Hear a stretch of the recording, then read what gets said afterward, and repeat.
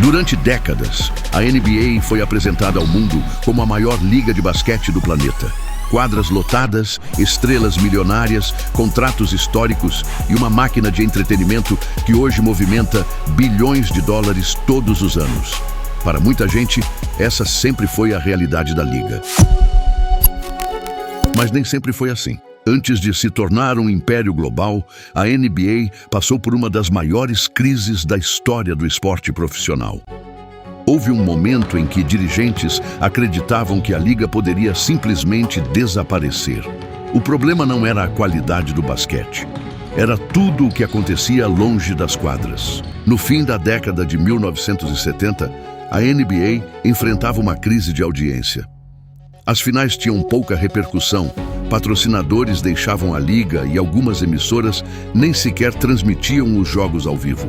Em determinados anos, as partidas decisivas eram gravadas para serem exibidas durante a madrugada, porque as redes de televisão acreditavam que não havia público suficiente para justificar um horário nobre. Enquanto isso, um problema ainda maior crescia dentro dos vestiários. A cocaína havia se espalhado pela liga. O consumo era tão frequente que jornalistas americanos começaram a chamar a NBA de a Liga da Cocaína. Ex-jogadores admitiriam anos depois que o uso da droga era muito mais comum do que o público imaginava. Alguns atletas chegavam aos treinamentos sob efeito de drogas. Outros desapareciam por dias e havia quem desperdiçasse carreiras inteiras por causa do vício. A situação ficou tão grave que donos de franquias passaram a temer que patrocinadores abandonassem definitivamente o campeonato. Naquele momento, a maior ameaça à NBA não vinha dos adversários dentro das quadras. Ela vinha dela mesma. O caso mais crítico e triste aconteceu em 1986. Len Bias acabava de ser escolhido pelo Boston Celtics como a segunda escolha do draft. Para muitos analistas, ele tinha talento suficiente para desafiar Michael Jordan nos anos seguintes e era considerado um dos maiores prospectos da história do basquete universitário. 2 dias depois de realizar o sonho de entrar na NBA, Len Bias morreu após sofrer uma arritmia cardíaca causada pelo consumo de cocaína. Os Estados Unidos ficaram em choque. A morte de um atleta de apenas 22 anos mostrou que o problema estava completamente fora de controle. O episódio teve repercussão nacional, pressionou autoridades americanas e reforçou a imagem de que a NBA havia perdido o controle sobre seus próprios jogadores. Mas Len Bias não foi um caso isolado. Outros nomes importantes também tiveram suas carreiras destruídas pelas drogas. John Drew era um dos maiores pontuadores da liga, até ser suspenso repetidas vezes por uso de cocaína. Michael Ray Richardson, 4 vezes All-Star, recebeu banimento após violar diversas vezes a política antidrogas. Lewis Lloyd e Mitchell Wiggins também foram suspensos por envolvimento com drogas. Roy Tarpley, um dos pivôs mais talentosos de sua geração, viu sua carreira praticamente desaparecer pelos mesmos motivos. Para muita gente, a NBA havia se tornado um ambiente impossível de controlar. Foi exatamente nesse cenário que surgiu o homem que mudaria completamente a história da liga. Em 1984, David Stern assumiu o cargo de comissário da NBA. Na época, muita gente não acreditava que fosse possível recuperar a credibilidade do campeonato. Stern enxergava o problema de outra forma. Para ele, a NBA não precisava apenas de jogadores melhores.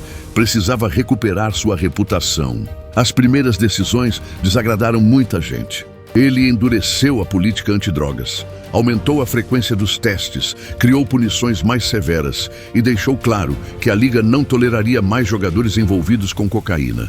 Atletas reincidentes passaram a ser suspensos por longos períodos e, em alguns casos, banidos da NBA. A reação foi imediata. Alguns jogadores criticaram as medidas.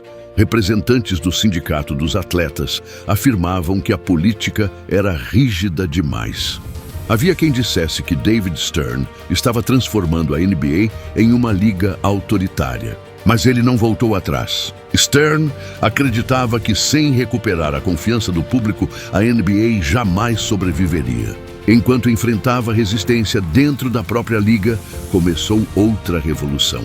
Pela primeira vez, a NBA deixava de vender apenas partidas de basquete. Passava a vender histórias, rivalidades e grandes personagens.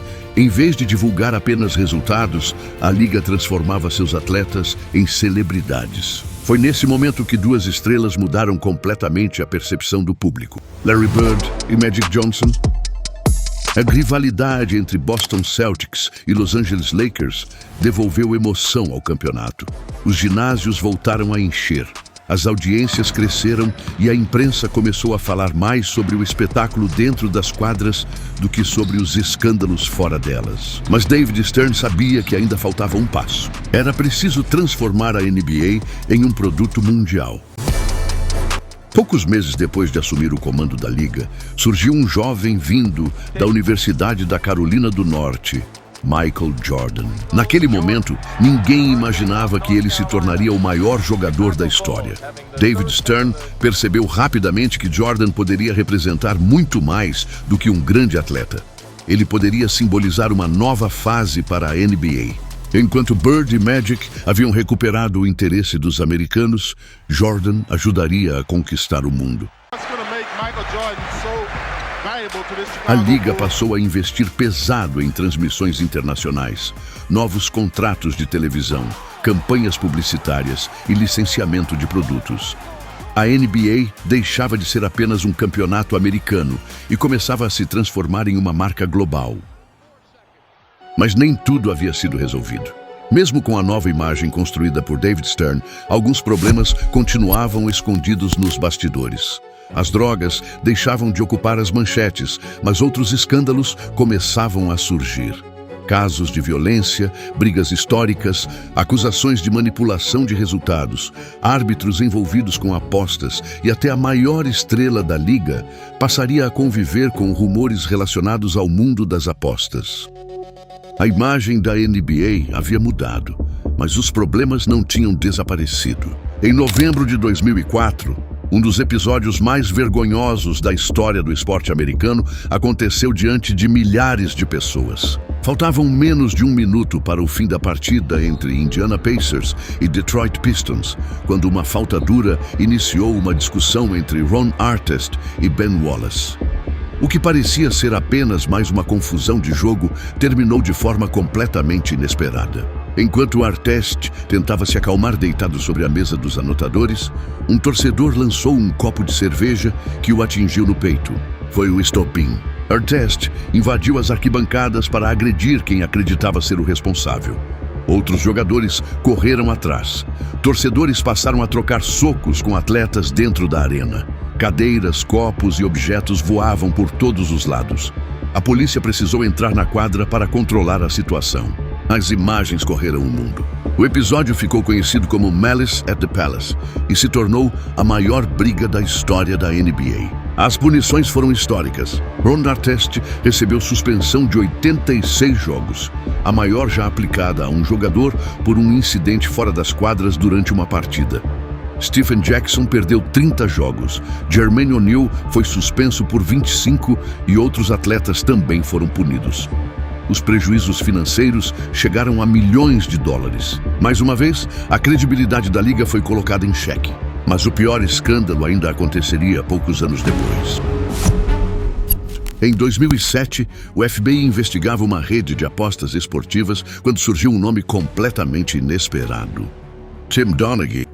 Ele era árbitro da NBA havia mais de uma década. A investigação revelou que Donaghy apostava em partidas da própria liga e, mais grave ainda, apitava jogos nos quais tinha interesse financeiro direto. Segundo as investigações, ele fornecia informações privilegiadas para apostadores e manipulava decisões durante algumas partidas para favorecer determinados resultados.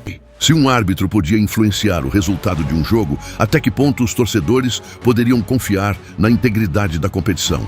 Tim Donaghy acabou condenado pela justiça americana e cumpriu pena de prisão.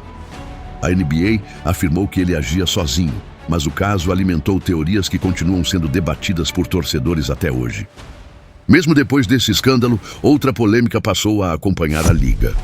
Michael Jordan, considerado por muitos o maior jogador da história, Jordan sempre foi conhecido por sua obsessão por competir. Quem convivia com ele dizia que apostava em praticamente tudo: partidas de golfe, jogos de cartas, sinuca e qualquer disputa que envolvesse dinheiro. Na década de 1990, essa característica passou a chamar a atenção da imprensa. Reportagens revelaram perdas de grandes quantias em apostas e encontros com apostadores profissionais. Em 1993, durante os playoffs, Jordan chegou a ser fotografado em um cassino na noite anterior a uma partida decisiva. Poucos meses depois, ele anunciou a primeira aposentadoria da carreira. A decisão surpreendeu o mundo inteiro. Rapidamente, surgiram rumores de que a NBA teria afastado Jordan por causa das apostas para proteger a imagem da liga. A teoria ganhou força justamente porque o anúncio aconteceu no auge de sua carreira. Nunca apareceu qualquer prova de que isso realmente tenha acontecido. A própria NBA sempre negou a existência de qualquer suspensão secreta, e investigações oficiais jamais encontraram evidências de manipulação ou envolvimento de Jordan em apostas sobre jogos da liga. Mesmo com todas essas polêmicas, a NBA conseguiu sobreviver. Mais do que isso, conseguiu se transformar na liga de basquete mais valiosa do planeta. Hoje a realidade é completamente diferente daquela dos anos 70 e 80. A liga está presente em mais de 200 países e territórios. Seus jogos são transmitidos em dezenas de idiomas e milhões de pessoas acompanham cada temporada. A liga, que um dia foi conhecida pelos escândalos envolvendo drogas, violência e manipulação de resultados, conseguiu reconstruir sua imagem e se consolidar como uma referência mundial em entretenimento esportivo.